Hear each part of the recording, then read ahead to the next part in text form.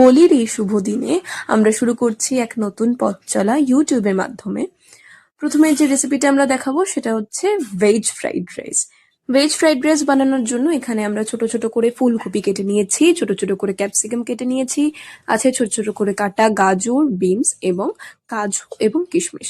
প্রথমে আমরা ফুলকপিটাকে ভেজে তুলে নিয়েছি এবং তার সাথে সাথেই আমরা ভেজেছি ক্যাপসিকাম এবং তার সাথেই আছে গাজর এবং বিনস।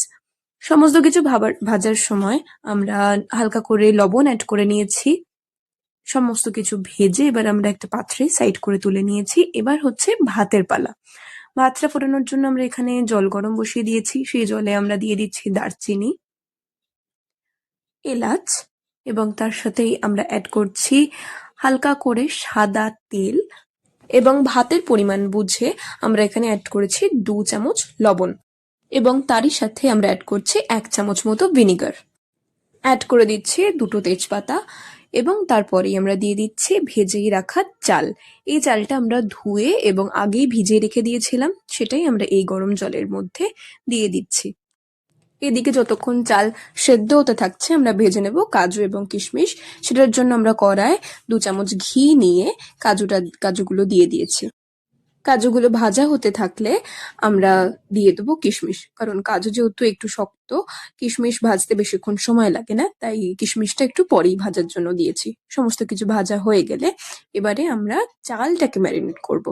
মানে ভাতটা যেহেতু সেদ্ধ হয়ে গেছে তার মধ্যে আমরা ভাজা সবজিগুলো একটা লেয়ার করে দিয়ে দেব এবং তার সাথেই ছড়িয়ে দেবো ভেজে রাখা কাজু এবং কিশমিশ। কাজু এবং কিশমিশগুলো দিয়ে দেওয়ার পরে আমরা এখানে 2 চামচ মতো দুধ ইউজ করেছি এবং সেই দুধটা দিয়ে দেওয়ার পরে আমরা তার উপর দিয়ে ছড়িয়ে দেবো 1-2 চামচ মতো চিনি, কারণ মিষ্টি না হলে ফ্রাইড রাইস তো ভালো লাগে না। তো চিনিটা ছড়িয়ে দেওয়ার পরে আমরা দিয়ে দিচ্ছি 1 চামচ মতো ঘি এবং ঘিয়ের পর আমরা দিয়ে দেবো বাড়িতে বানানো গরম মশলা গুঁড়ো। আপনারা এমনি গরম মশলা গুঁড়ো ইউজ করতে পারেন। ব্যাস রেডি আমাদের ভেজ ফ্রাইড রাইস। এটা যদি ভেজ না হয় আপনারা চিকেন বা অন্য কিছু দিয়েও ট্রাই করতে পারেন। আমরা এটা নিরামিষ আলুর দম দিয়ে খেয়েছিলাম, ভীষণ ভালো হয়েছিল খেতে। আপনারাও ট্রাই করে দেখতে পারেন। আজকের মতো এইটুকুই, দেখা হচ্ছে পরের ভিডিওতে। থ্যাংক